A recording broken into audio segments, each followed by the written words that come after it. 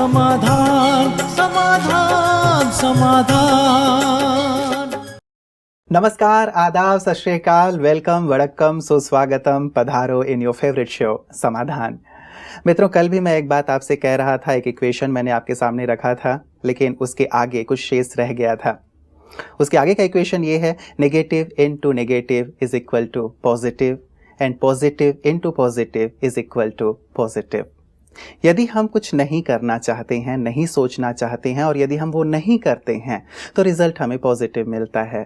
और जो हम करना चाहते हैं, जो सोचना चाहते हैं, जो बोलना चाहते हैं, वही करते हैं तो भी रिज़ल्ट पॉजिटिव होता है। लेकिन अफसोस इस बात की है कि जैसा हम चाहते हैं वैसा नहीं कर पा रहे हैं, जैसा नहीं चाहते हैं वो हो जाता है। और इसीलिए विशेष करके कल भी हमारी चर्चा हो रही थी कि राजयोग इसमें बहुत हमें मदद करता है कि कैसे हम अपने मन को शक्तिशाली बनाएं और कैसे अपने पुराने संस्कारों को वॉश आउट करें, कैसे उसे समाप्त करें। क्योंकि जब तक संस्कार पुराने बने हुए हैं तब तक वही गलतियां, वही भूलें होती रहती हैं। इसलिए बहुत आवश्यक है कि हम राजयोग की गहराई में उतरें, अपने मन को शक्तिशाली बनाएं, सबल बनाएं, ताकि हम जो चाहें वही करें। कितनी दुखद बात है ना कि हम जो चाहते हैं वही हम नहीं कर पा रहे हैं, अर्थात हम अधीन हो गए हैं, हम गुलाम हो गए हैं। बाहरी स्वतंत्रता तो हमें मिल गई है, लेकिन शायद मन से हम आज भी परतंत्र हैं। इस परतंत्रता को राजयोग समाप्त करता है। आइए इसी सुंदर बात के साथ आज की इस कड़ी की शुरुआत करते हैं और स्वागत करते हैं आदरणीय भ्राता जी का। भ्राता जी, बहुत बहुत स्वागत और अभिनंदन है। Thank you. कल की एक विशेष बात हमारी हो रही थी भ्राता जी कि राजयोग और राजयोग के प्रयोग। बहुत सारे मेल्स हमारे पास आ रहे हैं, बहुत सारे फ़ोन कॉल्स आ रहे हैं, और वो ऐसे ही हैं कि वो कहते हैं कि क्या इस स्थिति में भी हम राजयोग का प्रयोग कर सकते हैं। एक मेल की ओर ही मैं आपको लिए चलता हूँ। ये अनीता जी हैं और ये कहती हैं कि भाई जी, मुझे कुछ समझ में नहीं आ रहा है कि मैं क्या करूँ, प्लीज़ आप मुझे मार्ग दिखाएं। मैं एक लड़के से प्यार करती हूँ और वो भी मुझसे बहुत प्यार करता है, लेकिन मेरे परिवार वाले इसे मंजूर नहीं कर रहे हैं। कृपया बताएं कि मैं क्या करूँ। ये एक उदाहरण है भ्राता जी मेल का। ऐसे बहुत सारे मेल्स, बहुत सारे फ़ोन कॉल्स आते हैं, तो मन में एक विचार आया कि हम राजयोग का प्रयोग कहाँ करें। देखिए, राजयोग तो सीधा सा भगवान से प्यार करने का नाम है। इसमें भगवान से हम सब नाते भी जोड़ लेते हैं, और ये एक नाता प्रियतम का भी है। प्रियतम पति को कहते हैं। प्रियतम शब्द का अर्थ है जो हमें अधिक से अधिक प्रिय हो। तो भगवान को अगर हम ऐसा बना ले कि वो अधिकतम प्रिय है हमें, हमारा संपूर्ण प्यार उसके लिए है, ये राजयोग की एक सुंदर स्थिति है। देहधारियों से प्यार करना, इससे तो मन कलुषित होता है। तो वास्तव में योग का प्रयोग इसमें नहीं हो सकता, क्योंकि जो मनुष्य देहधारियों से प्यार कर रहा है, ये लड़की किसी लड़के से बहुत प्यार कर रही है, इसको सारा दिन उसकी तो याद है जी। परमात्मा के स्वरूप पर स्थिर होना, उसकी याद में मग्न होना, ये तो इससे होगा ही नहीं। इसलिए योग बल इसको किसी भी तरह मदद कर ही नहीं पाएगा, ना ये योगी बन पाएगी। इसलिए हमें समझ लेना चाहिए कि कोई भी वासनात्मक चीज के लिए, कोई भी स्वार्थ से भरी हुई चीज के लिए, किसी को कष्ट पहुंचाने की दृष्टि से कोई कार्य हम करना चाहते हैं, किसी बदला लेने के लिए हम योग का प्रयोग करना चाहते हों, तो उसमें योग बिल्कुल सफल नहीं होगा। ऐसे में योग लगेगा भी नहीं। और योग के जो शक्तियाँ हैं, ये केवल जन कल्याण के कार्यों में ही सफल होती हैं।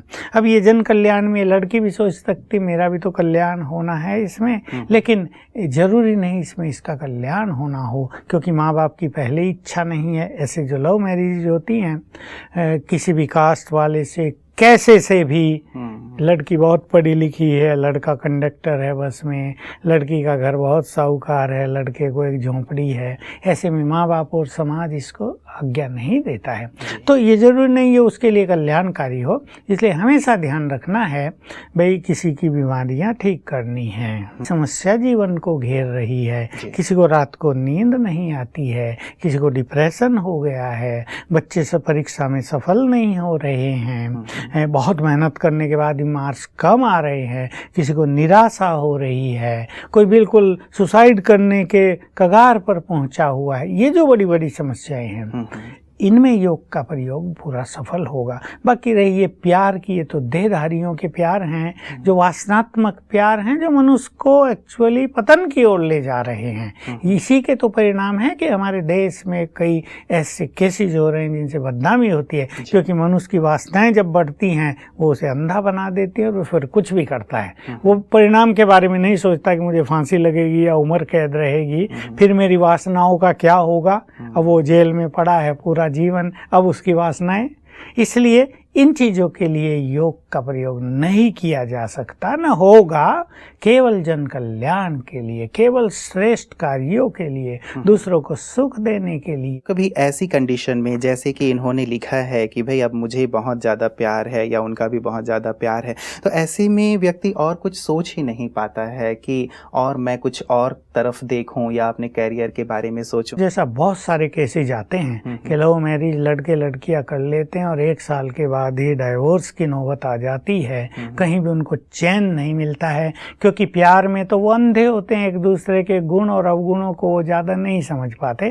केवल प्यार हो गया किसी एक चीज़ के कारण, उसने उसको वहाँ मदद कर दी थी, वो उसको वहाँ मिल गया था, उसने ये कह दिया था आई लव यू, बस प्यार हो गया।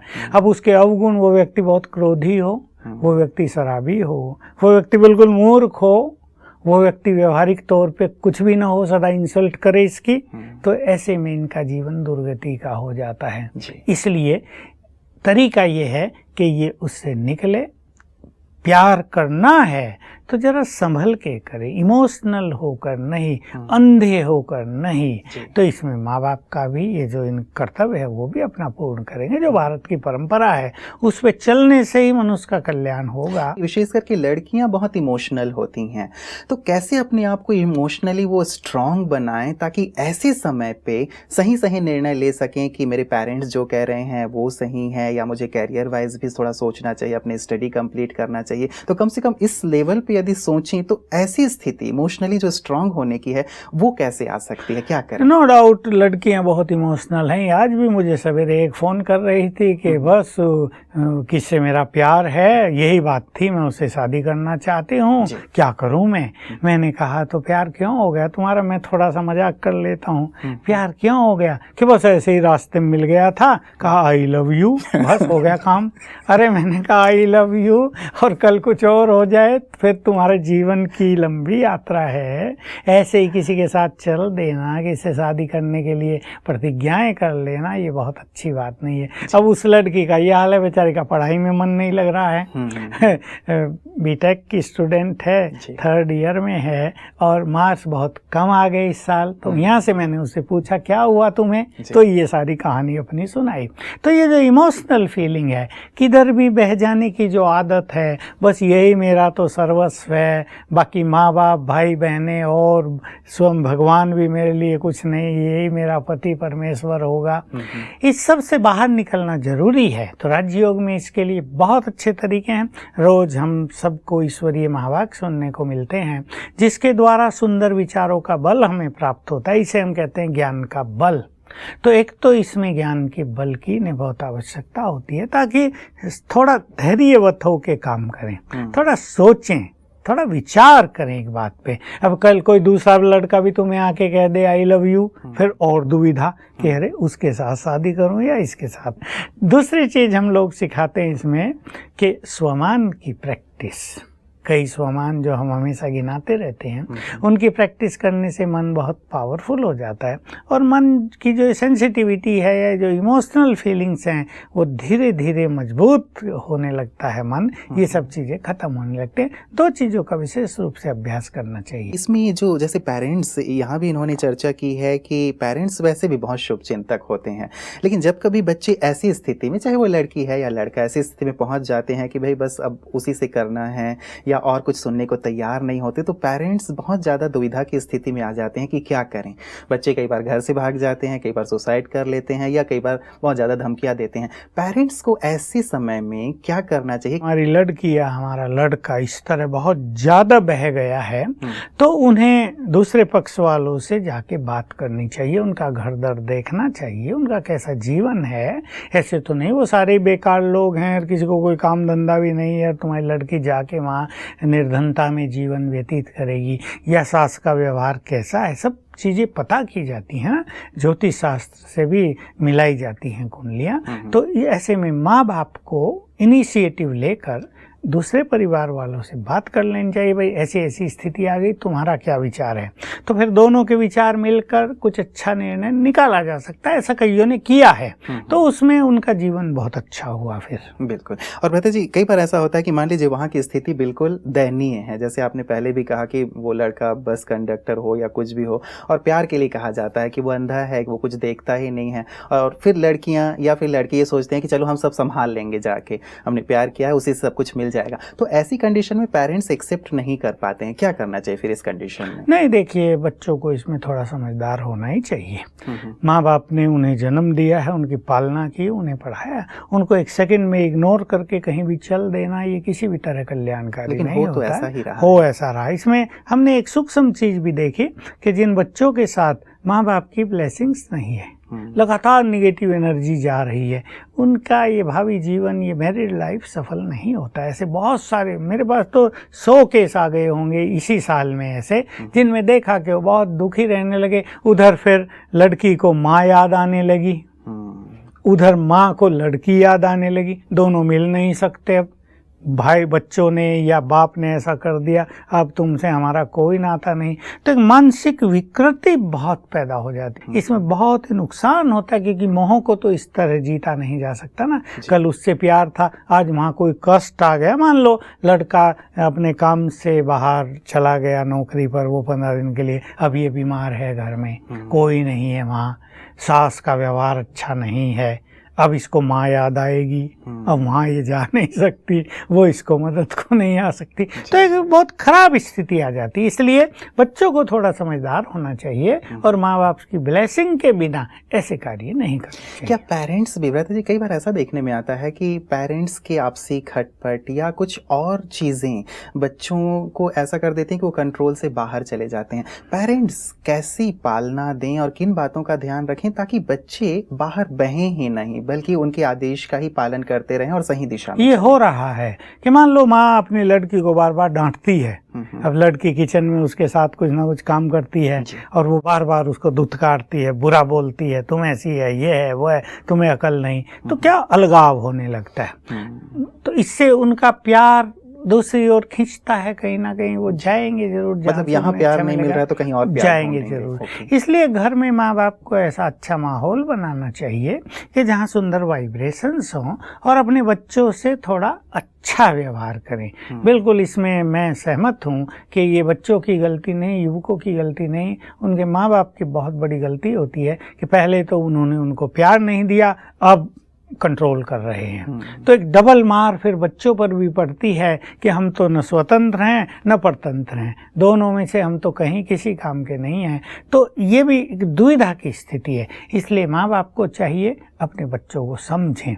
आजकल युवा बच्चों को समझना माँ बाप के लिए बहुत ज़रूरी है। अभी ये कहीं ट्रेनिंग तो दी नहीं जाती माँ बाप को कि बच्चों को ऐसे डील करो, ऐसे समझा जाए। वो तो जो उनके संस्कार हैं, जो उनके व्यवहार करने का तरीका है, वो तो सोचते हैं हम तो मालिक हैं और बच्चों को डांटना या माता पिता ने किया हम भी करेंगे और बच्चों को डांटें या मारें, ये तो हमारा अधिकार है। लेकिन आजकल के बच्चे इसको स्वीकार नहीं करते। तो थोड़ा माँ बाप को भी समझदार होना पड़ेगा, ये बात मैं अवश्य कहूँगा। माँ बाप अपने बच्चों को प्रॉपर प्यार दें, उस प्यार में वो उन्हें गाइडेंस दे सकते हैं, अच्छी बात सिखा सकते हैं और बच्चे आज्ञाकारी हो जाएंगे और उनकी बात स्वीकार करेंगे। और जहाँ डांट डपट है, जहाँ एकदम तिरस्कार किया जाता है बच्चों का, देखिए चाहे वो माँ बाप ही हों, अगर अपने बच्चों का बार बार इंसल्ट करेंगे, तिरस्कृत उन्हें करेंगे, तो वो भी तो मनुष्य है ना, तो बेचारे उदास रहने लगते हैं। फिर उनके मन में माँ बाप के प्रति रेस्पेक्ट नहीं रहता। रेस्पेक्ट न रहने से वो उनकी बात सुनते भी नहीं, रिएक्ट करते हैं, उल्टा बोलते हैं, लड़ाई करते हैं। तो इसमें कहीं ना कहीं माँ बाप जिम्मेदार हैं।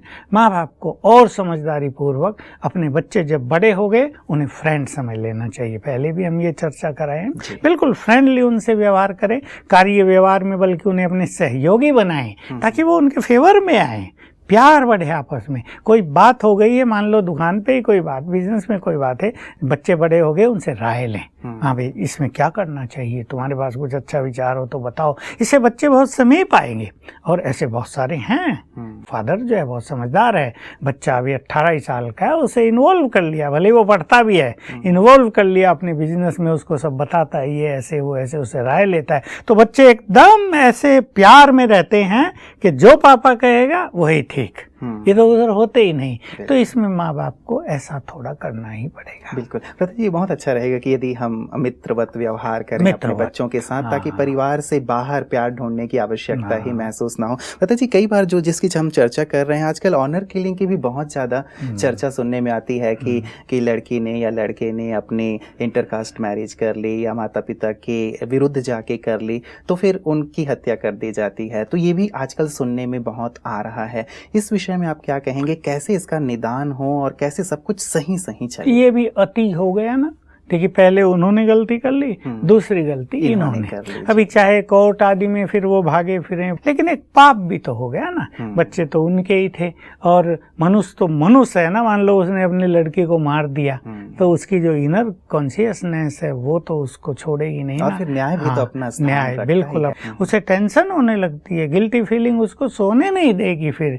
इसलिए इससे भी बचना चाहिए। एक गलती कर ले, अब दूसरा व्यक्ति जो समझदार है वो गलती ना करे। ये भी तो देखिए, हमें ईश्वरीय ज्ञान से तो ये पता है कि किसी का किससे कर्मिक अकाउंट के आधार पे नाता ही हो जी, उसको उसके ही साथ रहना हो, ये कर्मों का खेल भी ऐसा है, तो उससे उसको कोई रोक भी नहीं पाएगा। इसलिए जब ऐसा केस हो जाए तो माँ बाप को भले भारी तो लगता है, लेकिन फिर सहयोगी बन जाना चाहिए। जब वो देखें, आखिर बच्चों से प्यार तो माँ बाप का रहता ही है, जब वो देखें कि हमारे बच्चों की रुचि इधर है, हमारे बच्चे इधर सुखी हो सकते हैं, उन्होंने अब कर ही लिया, तो अब खेल को और बिगड़ने न दें। ऐसे बहुत केस हमने देखे हैं। बिल्कुल यही बात हुई, बच्चों ने शादी कर ली या करना है और माँ बाप से पूछा हमें तो ये रुचि है, तो माँ बाप ने भी स्वीकृति दे दी, तो चारों ओर शांति हो गई। शांति होने से उनका जीवन भी सुखी, इनका जीवन भी सुखी। इसलिए ये जो हत्या आदि की बात है, ये कहीं भी उचित नहीं ठहरेगी। बिल्कुल, और हमारा समाज भी इस चीज को स्वीकार नहीं कर सकता। यदि हम जीवन नहीं दे सकते तो किसी का जीवन लेना भी नहीं चाहिए। प्रारंभ में भले हम बच्चों को ऐसे संस्कार दें ताकि बाहर उन्हें देखने की आवश्यकता ही महसूस ना हो, और यदि ऐसी घटना हो भी जाए तो प्यार से उसे संभाल लेना चाहिए। एक विशेष बात बताइए जी, जैसे मैं इंटरकास्ट मैरिज की बात कर रहा हूँ, कई फोन ऐसे आते हैं कि वो कहते हैं कि हमारा लड़का ऐसे दूसरी जाति में शादी करना चाहता है, लेकिन हमारी जाति वाले इसे स्वीकार नहीं करना चाहते हैं, और हमने बहुत कोशिश कर ली कि हम अपने बच्चे को समझाएं, लेकिन वो आजकल आधुनिक जमाने के हैं। तो इस स्थिति में पेरेंट्स को क्या करना इसमें चाहिए? भी यही बात मैं कहूँगा। देखिए युग बदल चुका, समय बदल चुका है, सब लोग एजुकेटेड हो गए हैं। जो जातिवाद की बात थी, अब इससे लोग बहुत ऊपर भी उठ चुके हैं। ये ठीक है कि पुराने लोग, समाज के जो बड़े हैं, वो इसको स्वीकार नहीं करते, लेकिन बच्चे अगर उस चीज़ को बिल्कुल अच्छा मान रहे हैं, जाति और इससे ऊपर उठ ही जाना चाहिए माँ बाप को भी। इसमें दोनों पक्षों की भलाई है। बिल्कुल बिल्कुल। प्रताप जी, यहाँ से हमने शुरुआत की थी, एक बात मैं विशेष लेना चाहूँगा कि कहाँ हम योग का विशेष प्रयोग करें और कहाँ ना करें। उसमें भी बेंगलोर की जो बात थी, हम लोगों ने कुछ समय पहले ली थी, आपको ख्याल होगा कि वो भी इसी के लिए विशेष योग का अभ्यास करना चाहते थे कि मैं फलाने से विशेष करके करना चाहती हूँ शादी। तो खास बात ये रही कि हम इन चीज़ों में अपने योग का विशेष करके प्रयोग ना करें, क्योंकि हो सकता है कि इसके उल्टे परिणाम हो, क्योंकि योग तो परमात्म मिलन, योग प्योरिटी का मार्ग है और ये टोटल इम्प्योरिटी का मार्ग है। इसलिए एक अच्छी चीज का प्रयोग बुरे कार्य के लिए करेंगे तो परिणाम बुरा निकल सकता है। जी, कईयों के ऐसे भी आते हैं फोन कॉल, जैसे इनका हमने लिया था कि भाई हमारी जो बिटिया है उनकी शादी कहीं नहीं हो पा रही है, रिश्ते आते हैं लेकिन वो बात नहीं बन पाती है, हम इसके लिए विशेष योग करना चाहते हैं, तो क्या यहाँ विशेष योग का प्रयोग किया जा सकता है? देखिए, ये एक अलग केस हो गया है, क्योंकि कई बार ऐसा होता है कि परिवार में मान लो उनको एक लड़की है, उसकी आयु बढ़ती जा रही है, अब शादी तो उन्हें करनी है और और वो लव मैरिज जैसी भी नहीं है कि वो किससे भी कर ले, बच्ची बहुत समझदार है। माँ बाप चाहें तो योग अभ्यास कर सकते हैं और इसमें सफलता भी मिलेगी अवश्य। भ्राता जी, कई हमारे पास मेल ऐसे भी आते हैं कि वो ये कहते हैं, जो विद्यालय से जुड़े हुए हैं, वो कहते हैं कि परमात्मा ने राजयोग सिखाया है आत्मशुद्धि के लिए, आत्म कल्याण के लिए, कि आत्मा को पतित से पावन बनना है और केवल उनको ही याद करना है। फिर क्या इन सब चीज़ों के लिए भी योग का प्रयोग किया जाना चाहिए? ऐसे कई जो विद्यालय से जुड़े हुए भाई बहन, उनके भी प्रश्न आते हैं। जैसे मैंने कहा, बिल्कुल ठीक कहते हैं वो। योग का जो मार्ग है वो आत्मशुद्धि के लिए है, आत्मा को परफेक्शन की ओर ले जाने के लिए है।